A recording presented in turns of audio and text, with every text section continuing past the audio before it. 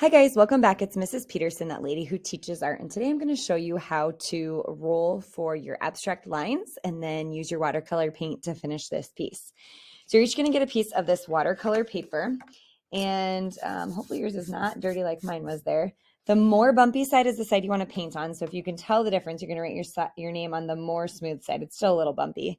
Go ahead and take a pencil and write your first name, last initial there, and then when you turn it over, you are going to use your paper, and you're going to use this little worksheet here that I have to figure out what you're going to draw on your paper. So for the paint side, I would like you to start with Sharpie. You can use the ultrafine tip, like the regular Sharpie, or the chisel tip, your choice, to create your lines. I think I'm just going to start with like the medium one. And the first roll is going to be this row. So I'm going to roll, and I got a 1. So I would create this line on my paper, thinking about this whole thing as my paper. So it has like a zigzag line, and then zoop, zoop. If your marker is terrible, you can get a different one. And then you're going to go to the second roll and roll. And I got a 1 again. So I got this circle and the bigger shape there. So I'm going to think again of this as being my whole thing. So I'm going to put my circle down here and this one right here. And it's totally fine if they overlap. In fact, it's more fun usually if they do overlap. Hopefully as we get going, it will. All right, I got a 2. So this time I'm making this curved line. It's going to come down, up, something like that. Number 4, I got a 4. And so I have some dark circles.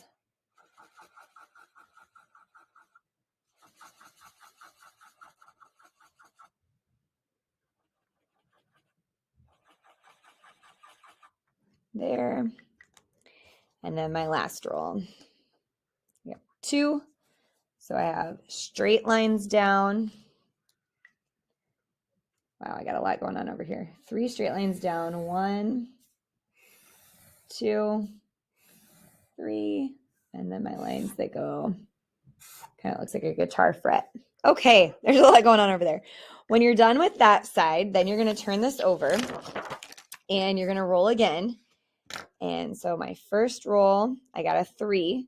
So I'm going to create this in one of my shapes. So what do I mean by shapes? A shape is like a part that's like outlined. So this part is a shape right here. I could fill all of that in with this texture, or I could fill all of this in with that texture, or all of this. Just because I'm feeling lazy right now, I'm going to do a smaller one. You're going to fill in that area with that texture. Okay, second roll, I'm going to roll again. I got a 4. So it's like lines all going the same direction. I think I'll do this. You know what? I'm going to switch to my chisel tip. So I've got lines that go.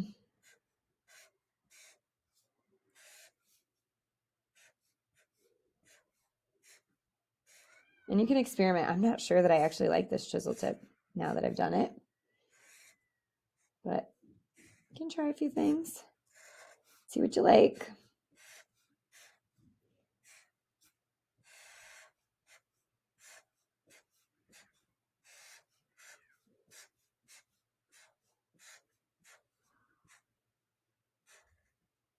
Don't be lazy and forget the bottom part down here.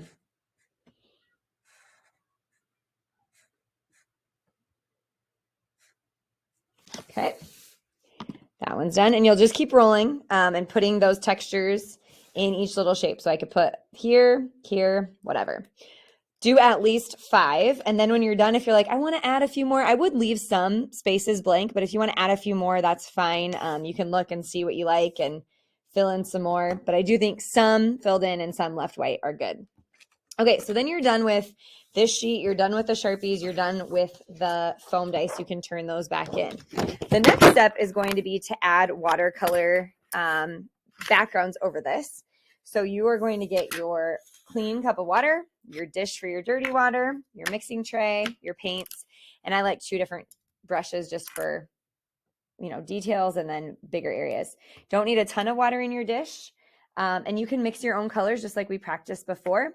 If I wanted to make a yellow orange, I would start with my yellow, start with my lighter color every time because I need more of my light color.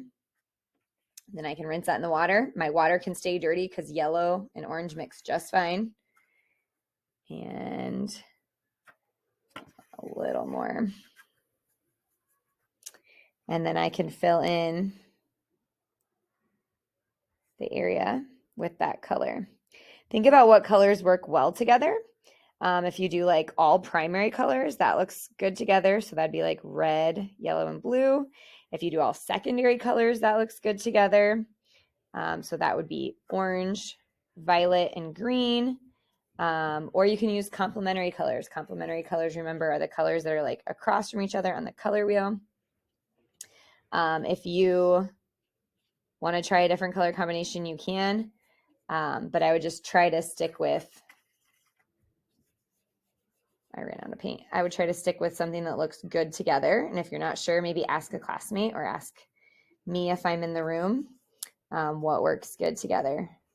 As you can tell, I ran out of paint. So now I've got way more yellow over here, way more orange over here. I'm not sure that I hate it. I kind of like it actually. A little more yellow to this up here. Okay. When you're done with that color, remember we always are going to clean our brush in our dish like this. And then you can dump the dirty water in the buckets. The buckets, if they're not at your table, should be in my bathroom or under the acrylic paint stacked up. And then you can get clean water and pick another color. I don't know if you could see anything that I was just doing. That's what I painted. So yeah, you're going to fill in. You don't have to fill in all of the spots. You can kind of decide what you want, but I don't think it quite looks done with just this one spot. So probably something else over here. And then when you're all done, you can take your Sharpie marker, if it's not wet, right here in the corner, and do your initials on it. If it is wet, then we will, you can finish that the next day when it's dry. To put these out to dry, since they are watercolor, they don't really work usually pretty well on the drying rack. So lay them flat at the front of the room and do not stack them on top of each other, because then, will just make the persons below you or above you get wet. So we don't want that. All right, you guys, I can't wait to see what you create.